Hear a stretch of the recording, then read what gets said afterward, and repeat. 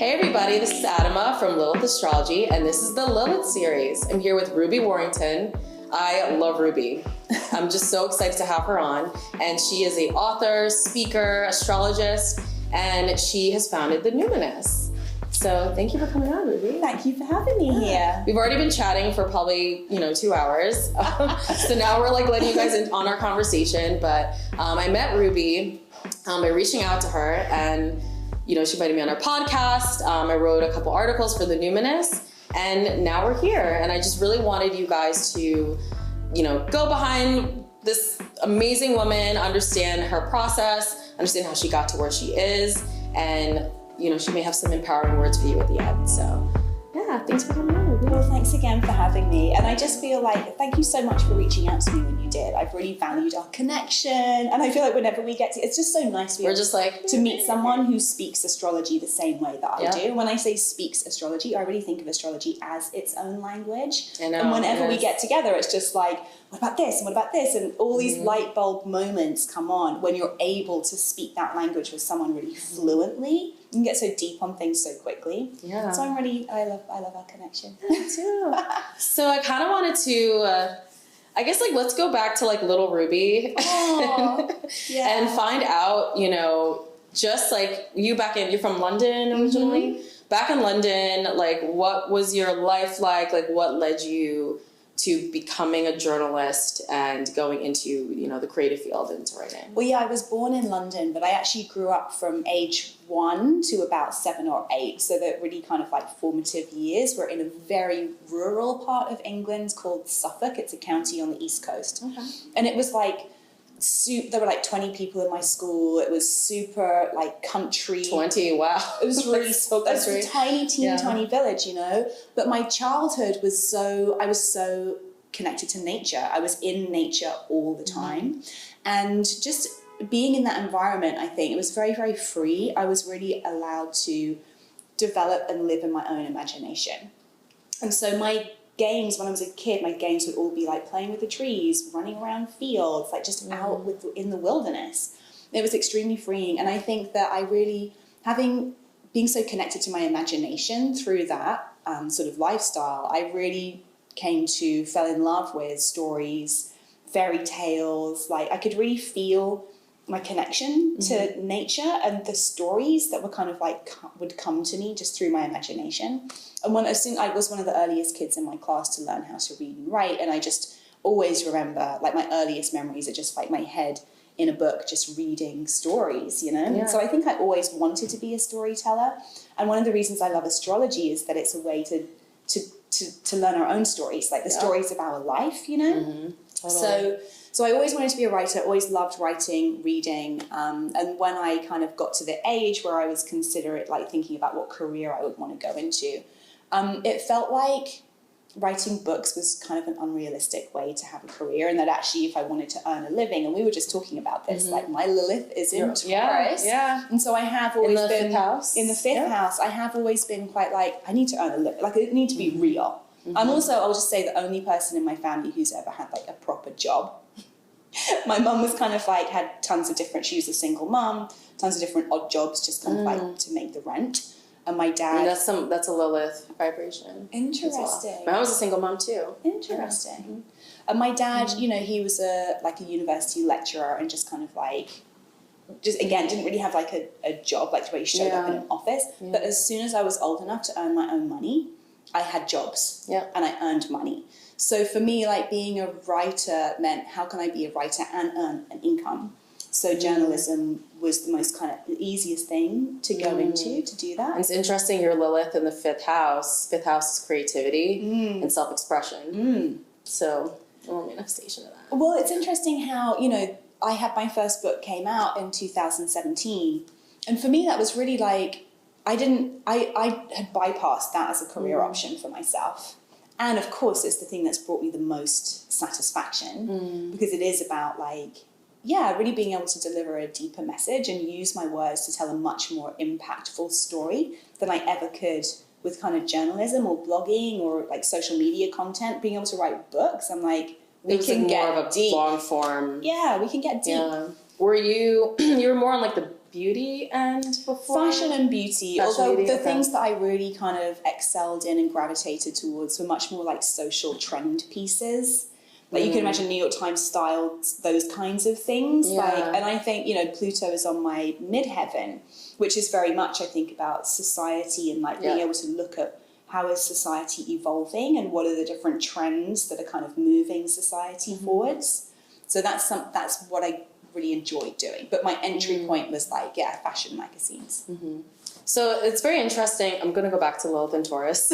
Yeah. But yeah, so it's like fashion is a very aesthetic and surface level industry. So I think, you know, the vibration of Lilith and Taurus, that's like the lower vibration. And I think you were able to find like a higher vibe with moving into your books and moving into the Numinous. And so explain to us, like, how did you move into the Numinous? How did you discover astrology and move away from the more aesthetic, like? Well, it's interesting you say issues? that, and just to touch on, I think that, you know, I was drawn to the fashion industry and fashion magazines because having the right clothes, looking a certain way was very much tied to my own lack of self-worth and lack of self-esteem. Not to say, you know, but But negatively. no, but looking back now, it's I can see, and yeah. I don't think this is the industry operates on that. A large part of the fashion industry Totally. and the beauty industry is about playing on people's physical insecurities and saying, if you look this way, though, you're going to be accepted. And guess what? It kind of works to an extent. Well, like actually, you are.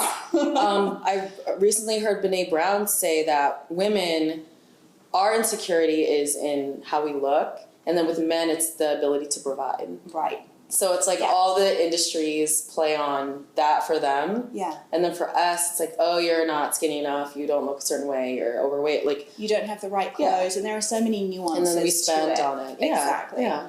So, how did I guess I got to a point in my career, I'd done really well. Like, I'm kind of a bit of a perfectionist. I'm just ambitious. In fact, I was speaking to my dad over the holidays, and he was like, he's like, you know, I remember we were about 8 years old. We were having I can't remember what we were talking about. And he's like, and he just turned to me and he went, oh God, Dad, you're so unambitious. I don't even know. Well, you're an Aries as well. That's my Aries. That's all my Aries That's stuff. the Aries, But a lot of the ambition I now can see, particularly having gone through some heavy Pluto transits the past few years, was coming again from a place of insecurity of like, I need to prove myself, I need to achieve certain accolades or certain level of status in my career. So I pushed myself very hard, and I was in this really high profile job, but just found myself really depressed, really anxious. None of it really felt like it meant anything. It didn't feel like it was my dream anymore. It was like I'd achieved all this stuff that someone else told me I should want. Yeah. And when I got there, I was like, this is fun, but it's not meaningful. And so I started asking myself what really was meaningful to me. And astrology was the first thing that just came up. And it was just a little thread of like, you love astrology. And I always had, ever since I was a small child, just been really fascinated by astrology. And so I decided I would learn astrology just as a hobby, like as a side thing for myself, just to kind of give me something that felt a bit more fulfilling. And very quickly had the idea for the Numinous, because what I discovered, and this was back in like 2010, 2011, there wasn't anything really online that presented astrology or wrote about it in a way that I felt I could relate to, or that felt really relevant. Totally, or that even looked beautiful. Again, like this kind of, this idea that like things needed to look a certain way. I was like, oh, the websites are kind of like, it's like, I don't want this janky website. Like, why isn't there anything that looks beautiful and artistic and uses gorgeous photography and like, why doesn't that exist? And then it was like, well, I guess I could have a go at doing that. So that was where the idea for the Numinous came from. And we were discussing this earlier as well. I mean, really, I launched the site because I wanted to learn about astrology, and I wanted an excuse to be able to like interview astrologers or research what the different, aspects of astrology were.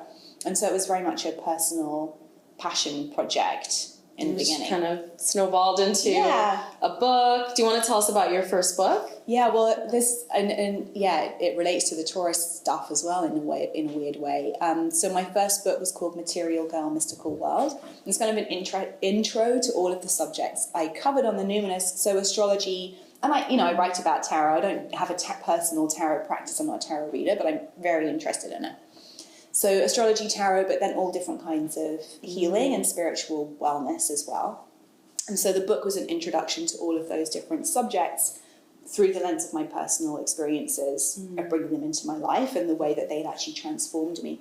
But the title, Material Girl, Mystical World, it's only when I learned about the North and South Node, right? My North Node is Scorpio, South Node, Taurus, which to me is like material girl, Taurus, mystical world, Scorpio. So, I mean, and then you have your Lilith. And then my Lilith in Taurus as well. And then all this scorpionic, like Pluto on the midheaven, like Pluto, you know, scorpionic 11th and 12th house. It's just, it felt very, it felt so, it was just like, whoa, that's spooky. Yeah. Because I had the title around the same time that I was learning about the North and South Node. And for me, but then the book became, you know, actually became a story of how I became really disillusioned with that very surface way of living. And actually these subjects and practices had become a way for me to tap into something much deeper and more meaningful. And you were able to, I think, merge all of your worlds into one reality, which is really exactly. Really and it seems like, and again, I think this is a Pluto on the midheaven kind of a thing. So many times in my life, I felt like the really deeply personal, transformational things I'm going through are a microcosm of stuff that we're experiencing on the collective, you know? And I think also having Pluto on the midheaven, you're able to tap into collective knowledge. And I mean, I believe that Ruby is a being that was sent here to raise the collective's vibration. So Pluto on the midheaven is that to me is a manifestation of what you're doing. Yeah. Cool. So like, okay. To sort of shape and to assist in whatever way I can with my one small little life to assist in our kind of greater evolutionary like Pluto is change. path. Yeah. And just hundreds of thousands of women have read, you know, your book or gone on your website and follow you on Instagram and have been changed. So that's Pluto's changed, and you've changed many people. I think that my work, and I know this from people responding to me and letting me know, has been a trigger for people's transformations. Yeah. Which is kind of sometimes a lot of responsibility, because transformation is not always easy. It can feel great in the beginning when you're kind of like breaking out from something that's been really restrictive. It can feel like so liberating, and that's typically when people reach out to me, and then I'm like, oh, let me know in a couple of years when things feel really crunchy and it's like, what the fuck is going on? That's part of it too. And I think I've gone through that myself multiple times over the past 7 years, and astrology again is something that really helps me understand that the difficult, challenging parts of change are as important and as vital and as enriching as the exciting, kind of liberating leaps that we take. I think this is such a good message too to share at this time, because the Pluto-Saturn conjunction coming up, and then we have literally on her moon, the lunar eclipse in Cancer coming up. So everyone is feeling massive changes that have happened to them this year. Thinking about making certain changes, and then those changes actually getting triggered.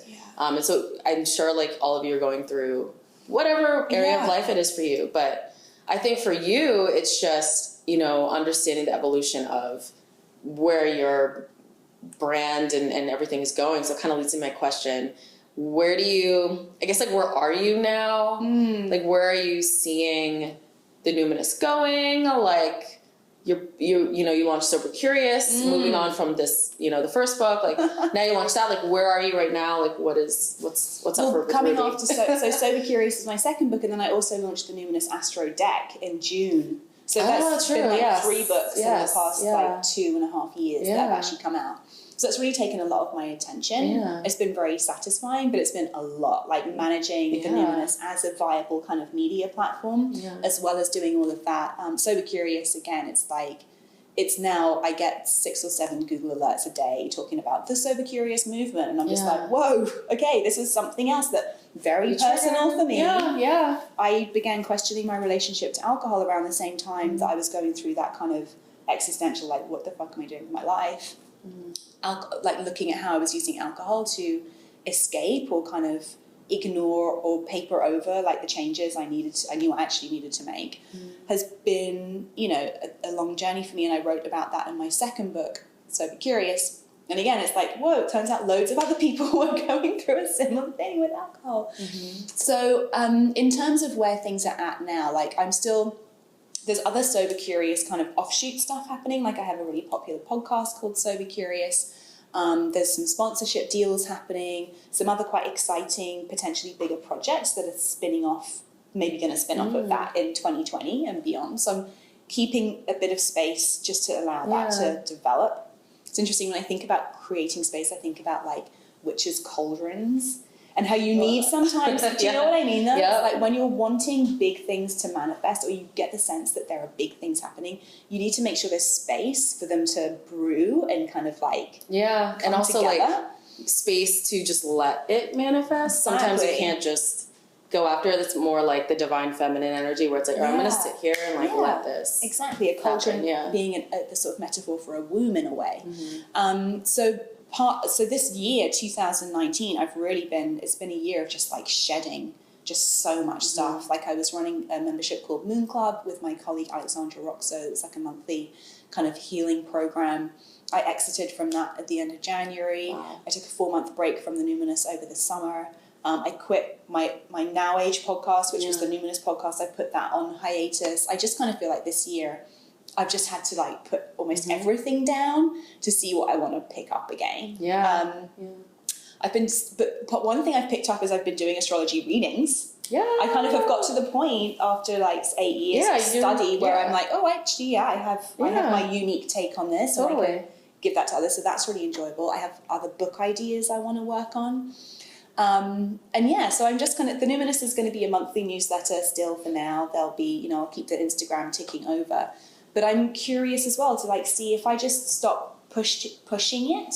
And let it be for a while and let it get into that more receptive. Like there's a publisher in the UK who I think is interested in maybe doing some more Numinous books. So we'll see. I mean, I think that's a good plan and it's just an interesting place to be, particularly for this kind of type A Aries, like uber ambitious, to be in pause and to trust. That's hard because it's like fire is a masculine energy. Like we say masculine and feminine, not because of gender, but just because the way the energy, and that's like somebody that's just like, let me go. With Sagittarius ascendant as well. But then you have your Cancer moon too, so that's maybe tap in more into that because also the lunar eclipse is on your moon, so I think the trigger changes are going to be being receptive to those, and I think we also have Uranus going direct in Taurus, which is going to be on my on my North Node, Jupiter, Lilith kind of stellium. So I just think I'm just having to remind myself or just really sit in the like stillness because I burnt out massively this year, and What are your thoughts on just like burnout? I mean, I feel like one of my questions is like, how do you stay zen in New York City? But I think even outside New York City, everyone can experience burnout. Like, what's your take on it? How do you handle it? Or how did you handle it? Like I don't know if I handled it very elegantly. I literally just kind of stopped doing stuff. Just carving out time to kind of actively do nothing, which is a weird paradox in a way, but I think we live in a world where everything is designed to kind of prevent us from getting bored. Every moment of our day, meaning every kind of like modicum of our attention, is now so valuable to all the online media companies, all the online businesses. Like every piece of attention that we can possibly. I'm reading a novel, and a character in it is talking about how we can only think one thing at a time. And if you think about how much data we're kind of required to process in this the now age, as I call it, it's no wonder no one's got, we don't have any headspace. We don't have any, like every single moment is filled with another thought. And I think for me, combating burnout has been about noticing that, disrupting that, and being like, I need to make space, like literally schedule time to be bored. You know? Well, it's like with meditations become more popular. Just practices like that of just sitting and being receptive, I think it's interesting. Like even meditation is doing something though. You're still meditating. You're still not doing nothing. Yeah. I have actually signed up, and I'm a little bit nervous. I've signed up for a Vipassana 10-day silent meditation retreat. in June next year. I know someone that did that. I know a few people who they're have. Gemini too. So It's very challenging. Real hard. Yeah. But that's beautiful. Like, I think that's amazing to like experience that. And I'm sure you're going, when is this? June. I feel like you're going to get some good downloads from that. I know you were like, what's happening? Is it eclipse season? Potentially. In my head, I'm like, no, I definitely think like being receptive is just something in the society we don't do. Exactly. And I think that's some great advice, is to just sit and be. And just waiting. There are so many tools for us to kind of like do and make and build and create, which is great, because it means so many of us can now follow a path of entrepreneurship, whereas that used to be, I mean, it's still kind of uber privileged, but it used to be even a smaller percentage of society who were able to pursue a career that really felt meaningful to them. And now so many more people have access to that, which is amazing. And then the flip side of it is like, we need to learn how to caretake ourselves and to not like push ourselves to do stuff that maybe we don't need to do, or we could have someone else help us with, and all of those things. I think it's also moving. I just thought of, we're, at the tail end of the Piscean age. And I feel like, so every 2,000 years, the ages shift in astrology, for you guys that don't know. It's like basically we're at the end and we're going into the age of Aquarius. So I really think that that's a telltale sign of that, is like, now things are more available on a collective scale and the consciousness is getting lifted. I think we're kind of getting over that age of being so self-sacrificing all the time and working so hard and dealing with just like the pain of the world. Like Pisces is like a sign that's just like, I mean, it rules like the story of Jesus, where he literally like sacrificed himself for mankind.